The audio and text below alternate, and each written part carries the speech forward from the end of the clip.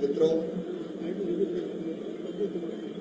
आज हमारे बीच मध्य प्रदेश के कृषि मंत्री हैदर सिंह कंसाना जी, हमारे जिले के प्रभारी मंत्री नारायण सिंह पवार जी, और हम तो सब लोकल ही हैं, चाहे गुरुराम जी हो, रामपाल जी हो, राकेश जी हो। भारत सरकार के अधिकारीगण भी आज यहाँ, कृषि विभाग के अधिकारी भी आए हैं। कृषि विभाग के अलावा ICAR जो हमारा सबसे बड़ा रिसर्च संस्थान है खेती के लिए, उसके अफसर भी आए हैं। मध्य प्रदेश सरकार के अधिकारी भी आए हैं और मुझे बताते हुए प्रसन्नता है कि बहुत महत्वाकांक्षी एक कृषि मेले का आयोजन रायसेन की इस पवित्र धरा पर 11, 12, 13 अप्रैल को संपन्न होने वाला है। पत्रकार मित्रों, ये कोई साधारण मेला या कर्मकांड नहीं है, मेरी अंतरात्मा से निकला हुआ एक कार्यक्रम है। ये मेरा राष्ट्रीय स्तर का है, मतलब पूरे देश के लिए है। लोकल नहीं, राष्ट्रीय कृषि मेला है, लेकिन फोकस हम करेंगे मध्य प्रदेश को। मध्य प्रदेश सरकार ने, अपने मुख्यमंत्री मोहन यादव जी ने भी, कृषि मंत्री जी ने कृषक वर्ष भी घोषित किया है। साल भर खेती में आमदनी कैसे बढ़े उसकी गतिविधियां चलेगी। तो भारत सरकार ने यह कार्यक्रम ये हाथ में ले लिया। मध्य प्रदेश की आय बढ़े, किसानों की, देश की बढ़े, और विशेषकर रायसेन विदिशा संसदीय क्षेत्र लोकल चूंकि हो रहा है, तो वहां भी हम किसानों को ठीक ढंग से जानकारियां दे पाए। आपको ध्यान होगा जब खेल महोत्सव चल रहे थे तब मैंने बताया था कि हमने वैज्ञानिकों की एक टीम लगाई है। विदिशा जिला, रायसेन जिला, सीहोर जिला, देवास जिला, इनका कृषि का एक रोड मैप बनाने की, यहाँ की एग्रो क्लाइमेटिक कंडीशंस, यहाँ की जलवायु, यहाँ की माटी, उसको देखते हुए यहाँ के किसानों को क्या बेहतर करना चाहिए, उसका रोड मैप भी बन रहा है। और वो रोड मैप भी इस कृषि मेले में हम जारी करेंगे। इस क्षेत्र का रोड मैप ये होगा और मध्य प्रदेश सरकार के साथ मिलकर फिर मध्य प्रदेश का भी कृषि रोड मैप हैदर सिंह जी वो जारी किया जाएगा, बना। इस कार्यक्रम में केवल ये नहीं कि उद्घाटन और समापन हो गया, जो जो चीजें होने वाली हैं वो संक्षेप में मैं आपको बताना चाहता हूं। एक तो यहां बीज से लेके बाजार तक, मतलब बीज, अच्छा बीज कौन सा है, कृषि पद्धति, रोग अटैक करे तो उसकी व्यवस्था, नकली असली खाद की भी पहचान, पेस्टिसाइड की पहचान, उससे लेके फसल के उपरांत कटने के बाद कैसे सुरक्षित रखें, उसका वैल्यू एडिशन कैसे करें, कच्चे माल की प्रोसेसिंग, और बाजार तक कैसे बिके। तो बीज से लेके बाजार तक की पूरी चेन के बारे में यहाँ किसानों को अवगत कराया जाएगा, प्रशिक्षण दिया जाएगा। और अवगत केवल ऐसे नहीं है कि भाषण हो गया और अवगत हो गया, उसके लिए यह डेमो दिए जाएंगे, मतलब डेमोन्स्ट्रेशन होंगे। ये जमीन जो हम देख रहे हैं यहाँ 10 एकड़ से ज्यादा मुझे लगता है यहाँ पे है, क्योंकि 5 एकड़ वो जो ना फसल लगी है वो फसल कब तक कट जाएगी, तो वो भी जमीन हमको मिल रही है। इस पूरी जमीन में एक तो होगा अलग अलग किसानों को अलग अलग विषय पर ट्रेनिंग, प्रशिक्षण देने का कार्यक्रम। जैसे ये बताएगा, ये डोम बनाए, सामने डोम बनेंगे, बीज का जो बड़ा बनेगा उसको भी कई बार 2 हिस्सों में बांट देंगे।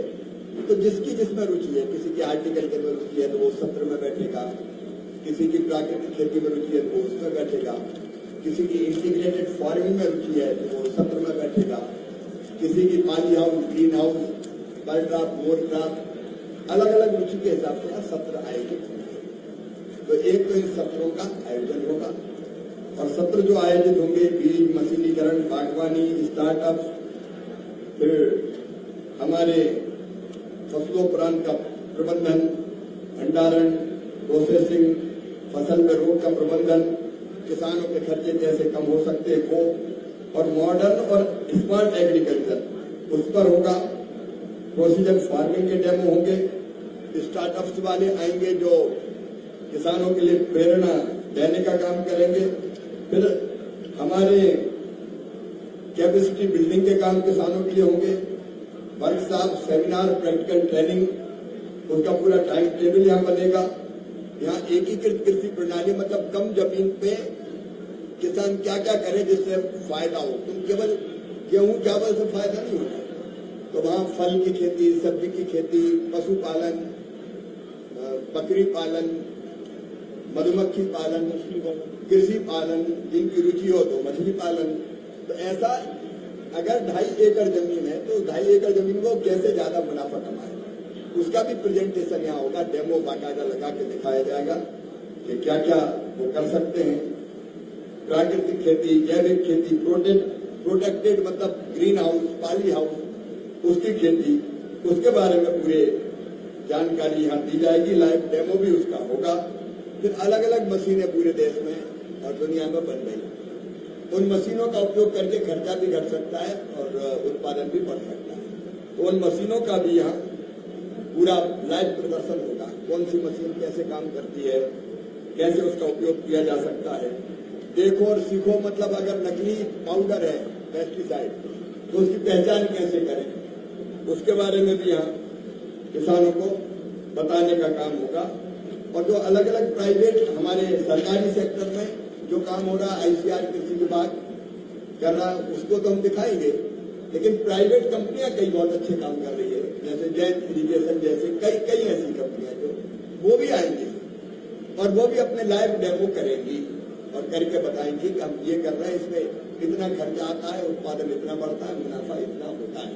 तो कुल मिला के ये हमारे क्षेत्र की और प्रदेश की और देश की कृषि को एक नई दिशा देने का हमारा प्रयास है।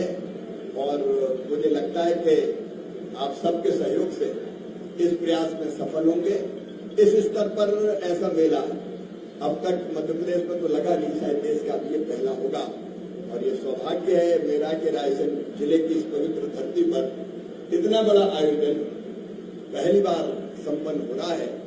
और हम आज से ही किसानों को व्यापक पैमाने पर जानकारी देना शुरू करेंगे ताकि उनकी जिज्ञासा बढ़े कि कुछ होने वाला है, जिसे आपके माध्यम से भी जानकारी तेजी से जाएगी तो किसानों को पता चलेगा कि नहीं बहुत उपयोगी ये मेला है और वो बहुत गंभीरता से इसमें भाग लेंगे।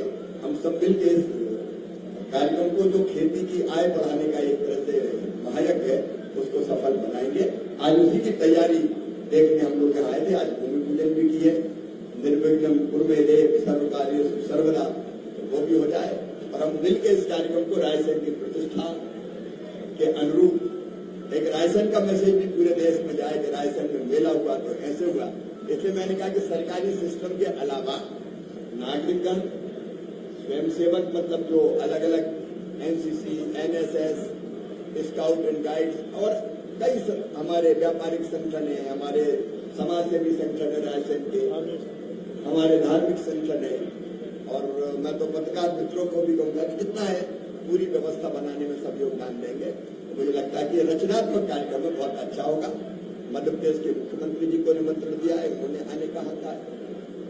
रक्षा मंत्री राजनाथ सिंह जी भी उद्घाटन के लिए पधारे, मैंने आग्रह किया है। और अलग अलग सत्रों में मध्य प्रदेश सरकार के अलग अलग मंत्रीगण, अब अगर हार्टिकल्चर का है तो बागवानी मंत्री, कृषि का है तो कृषि मंत्री, तो वो प्रयत्न भी होंगे। लेकिन इससे आगे वैज्ञानिकों के साथ साथ सफल किसान, सफल संगठन जिन्हें प्रैक्टिकल किया वो लोग भी इसमें आएंगे और बताएंगे। धन्यवाद। किसानों को लक्षित करेगा या सीधे तौर पर लाभ मिलेगा इस मेले से?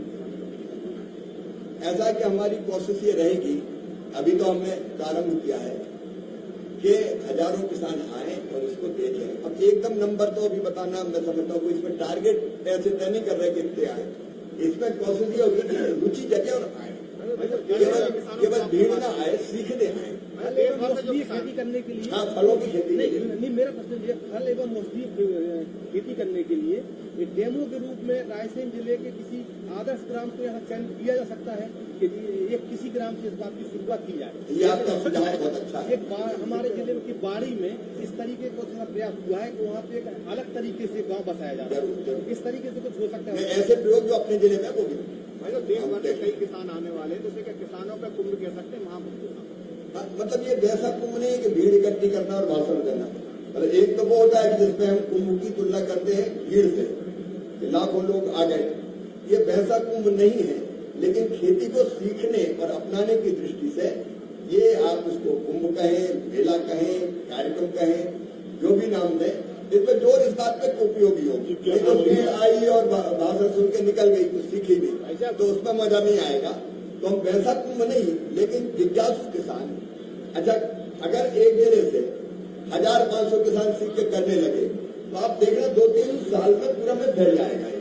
आपको ध्यान होगा, पहले बासमती अपने अंदर चावल नहीं होता था।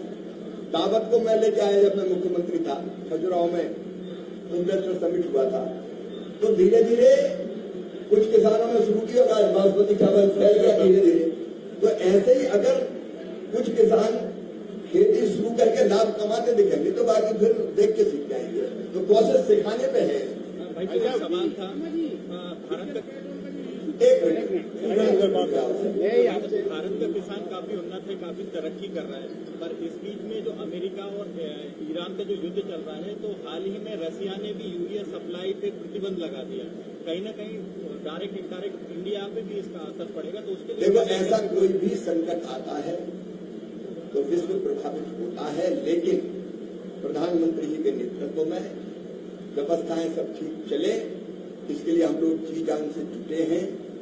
मैंने भी कल सवेरे 8 बजे एक बैठक की थी। पर्याप्त फर्टिलाइजर आज की तारीख में हमारे पास मौजूद है, और दिक्कत ऐसे संकट आते हैं, रास्ते बंद होते हैं, तो तरह तरह की होती है, लेकिन उसमें भी रास्ता निकाल रहे हैं, और हमको पूरा विश्वास है कि अपने देश की जनता को दिक्कत नहीं होने देंगे। आपने बात कही कि नकली पेस्टिसाइड और नकली खाद, मुझे लगता है कि इस पर सीमित रखें तो ठीक है।